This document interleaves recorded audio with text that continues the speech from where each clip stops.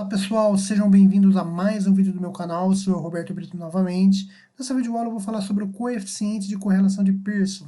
É uma fórmula da estatística, fácil de ser aplicada e utilizada no Excel, de fácil entendimento também, é pouco utilizada no mercado de trabalho porque poucas pessoas conhecem, mas de muita aplicação. Uma fórmula bem legal, com certeza você vai gostar. Eu espero que com esse vídeo eu consiga atender às suas expectativas. É, não repare na simplicidade do canal, é um canal amador com o objetivo de compartilhar conhecimento. Se porventura você gostar, manda um like. E realmente eu espero que essa fórmula agregue algum valor para você e que você possa utilizá-la no dia a dia, ok? Antes da gente entrar no detalhe da fórmula, da tabela, eu gostaria de fazer uma introdução para que você possa absorver esse conteúdo mais fácil, tá? Então, eu vou pesquisar aqui supino, uma pessoa que está malhando, para que a fórmula faça um pouco de sentido para você. Vamos pegar esse exemplo aqui, ó. A pergunta que eu faço é a seguinte: se eu tirar esse peso ou diminuir o peso da barra, essa pessoa ela consegue fazer mais supino ou menos? Ou o fato de retirar o peso é indiferente? Esse é um exemplo óbvio, né? Que quando a gente tira o peso, a pessoa vai ter uma facilidade maior para poder fazer o supino, né? E ao contrário, quando o peso ele é aumentado, o exercício ele fica dificultado, tá? Então, a gente pode afirmar desde já que existe uma correlação entre o peso e a quantidade de supino, quantidade de exercício que a pessoa faz. Ou seja, o peso exerce uma força, e aí eu não estou falando de força, né, de braço, mas a força do número, né? O peso exerce uma força sobre a quantidade. Vamos mudar o exemplo para a gente começar a ter uma experiência maior, tá? Ó, volta de Fórmula 1. Então, vou pegar uma imagem aqui só para ilustrar. Vamos imaginar o seguinte, para quem não conhece o esporte, a corrida de Fórmula 1, o carro quando ele larga com o tanque cheio, ou seja, capacidade máxima de combustível. E durante a prova ele não reabastece em nenhum momento, quando chega no final ele está praticamente com o tanque vazio. Tá? E aí eu já posso afirmar para você que existe uma correlação entre o peso do carro e o tempo de volta que o piloto consegue fazer. Isso porque quando o carro está pesado, o motor ele sofre um pouco mais para empurrar o carro. E diferente, quando o carro ele está mais leve, o motor ele tem uma facilidade, né? Ele consegue empurrar o carro de forma mais fácil, a ponto do tempo da volta diminuir. E claro que nesse exemplo eu não estou utilizando outras variáveis como pneu, qualidade do piloto, apenas o peso com o tempo da volta, tá?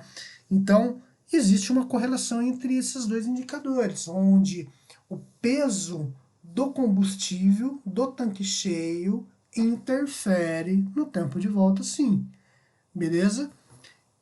Vamos exemplificar mais uma vez, tempo de espera de um atendimento. E aí você vai ver que nem sempre a correlação está evidente, o motivo pelo qual a gente precisa recorrer à fórmula. Tá? Vamos pegar esse exemplo aqui em que essa pessoa está atendendo e esse está esperando. Existe uma correlação entre o tempo de espera com a satisfação do cliente? Pô, você vai falar, claro que sim. Ninguém gosta de esperar. E eu concordo. Agora, a pergunta que eu faço é a seguinte quando que começa essa correlação?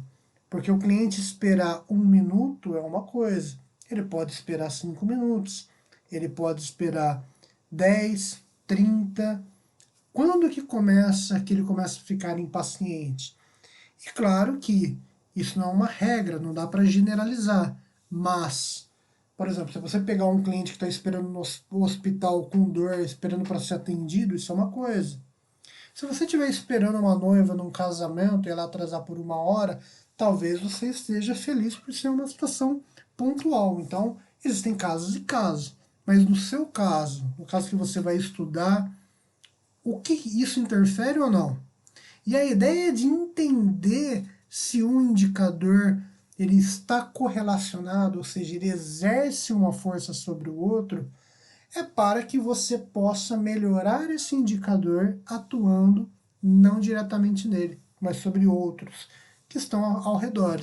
Então é muito interessante, eu gosto muito sobre dessa fórmula. Eu vou exemplificar com outro caso aqui que você vai ver, vocês vão ver que faz sentido e é bem legal. Nesse exemplo aqui, considere um motorista de ônibus que trabalha, ele dá cerca de 15 voltas, tá? Ele trabalha num percurso fixo, dando volta com o ônibus nesse percurso, captando, né? Recebendo o passageiro e entregando os passageiros nos pontos, tá? O percurso ele dura em torno de 30 minutos, isso se o motorista não parar. Então, é só criando uma historinha aí para vocês entrarem no circuito para que a fórmula faça sentido para vocês, tá? Só que toda vez que ele para num ponto, né, ele tem que parar, abre a porta, daí entra a gente, a pessoa tem que analisar. Então ele perde cerca de 2 minutinhos. Estou arredondando o número, pode ser que não faça muito sentido, mas é um exemplo mesmo. Então, toda parada que ele faz, ele perde 2 minutos. Isso significa, vamos considerar aqui, ó, se concentrar só nessas duas colunas. Significa que o tempo de volta dele sem parada seria de 30 minutos, porém, toda vez que ele parou, ele perdeu, acrescentou 2 minutos para cada parada. A pergunta é, a quantidade de parada exerce alguma força sobre o tempo de volta? Então, vamos ver agora na fórmula. Tá? A gente sabe, a gente consegue ter uma ideia, né? Então vamos ver se na fórmula isso faz sentido. Então a gente começa a digitar a fórmula de Pearson, tá? Só selecionar as duas colunas, não tem segredo. Uma vez que selecionou a primeira coluna, separa com ponto e vírgula, seleciona a outra e é só apertar Enter. Antes de eu mostrar o resultado, esse resultado eu gostaria de dizer que ele pode variar de -1 até 1, tá? O que significa isso? Quanto mais próximo do 1, independente se está negativo ou positivo, mais forte é a correlação. A brincadeira funciona assim, quanto mais próximo do zero, significa que a correlação ela é fraca. E aí a gente pode utilizar como exemplo essa tabela aqui abaixo. Então de 0 a 0,3 é uma correlação desprezível, de 0,3 a 0,5 ela é considerada como fraca. Aqui, 0,5 a 0,7 ela começa a aumentar, 0,7 a 1 é uma correlação forte, ou seja, ela existe. Tá? Então, no exemplo que eu criei, repara que ele voltou com 1. Por que 1? Porque toda a volta, toda a quantidade de parada interfere no tempo de volta, sem exceção. Claro que isso é um exemplo, tá, gente? Então, só para apresentar o cálculo para vocês mesmo. Então, é uma força total de correlação. Toda vez que ele parar, ele tem que estar ciente de que o tempo de volta vai aumentar. Porém, eu criei um outro exemplo aqui que serve para vocês utilizar como referência. Então, a pergunta que eu faço nesse outro exemplo, agora a gente vai concentrar nesses daqui, ó, quantidade de parada com entrada de pessoas. Toda parada que eu faço, entra pessoas? Isso é uma verdade? Né? Não sei, porque tem parada que pode ser que saia os passageiros, né? Do ônibus. A pessoa dá sinal ali dentro do ônibus, você para e não tem ninguém para entrar, mas tem gente saindo. Então, eu quero saber se é uma verdade, se toda parada tem gente entrando. Então, novamente, a gente vai aplicar a fórmula de Pearson. Do mesmo jeitinho, vou selecionar a primeira coluna, separando com ponto e vírgula, segunda coluna, eu só fechar, não precisa, mas fechar ele, bom, enfim, a fórmula está pronta, e o resultado é esse, 0,02, ou seja, ele cai nesse campo aqui, tá? Isso significa que não é uma verdade, ou seja, a quantidade de parada não significa que eu vou pegar bastante pessoas, né? Então, logo, eu posso dizer que não é verdadeiro, né? Que existem casos em que eu vou parar e que tem gente que está saindo do ônibus, ok? A brincadeira é essa, eu espero que eu tenha ajudado você a entender. Claro que é legal daí você ler sobre o assunto sobre outros, né? Em outros vídeos, talvez em outros campos de estudo, para que você possa se aprofundar sobre essa fórmula, tá? O que é importante eu dizer para você nesse momento é que a fórmula ela é aplicada sobre dois indicadores numéricos. Então, por exemplo, não adianta você querer comparar um tempo de volta com um indicador categórico, como por exemplo mulher, homem, tipo de gênero. Então, nesses casos, você tem que fazer um outro tipo de estudo que não corresponde a esse daqui que eu estou falando, tá? E é legal mostrar para vocês também o gráfico. Olha que legal,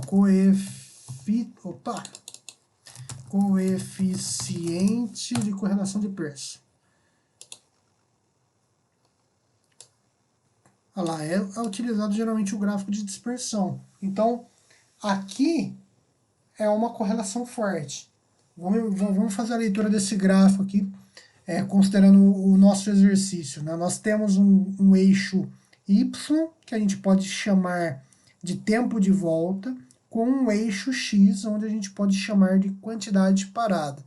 Quanto mais paradas cresce, maior é o tempo da volta. Então ele forma um gráfico linear, onde esse comportamento do gráfico ele mostra uma correlação forte. Ah, mas qual que é a diferença quando é o -1? Então o gráfico ele fica invertido, mas ainda assim ele mostra uma correlação forte. Aqui existe uma correlação, a gente observa, mas não é tão forte quanto essa daqui. E quando a gente parte mais próximo do zero, a gente observa que os dados estão dispersados, ou seja, você não vê um comportamento de correlação. Então, graficamente falando, essa seria a resposta, né, das possíveis respostas de força de correlação. Tá? Quanto mais próximo do zero, não existe correlação. Mais próximo do 1, existe uma correlação, e aí ela pode apontar para cima ou para baixo, né? Conforme esse exemplo aqui. Beleza, gente? Espero ter ajudado vocês com mais essa dica. Se porventura vocês tiverem alguma dúvida, posta um comentário aí no vídeo. Se porventura gostou, manda um like. Eu desejo a você um forte abraço, fiquem com Deus e até o próximo vídeo. Até mais, tchau!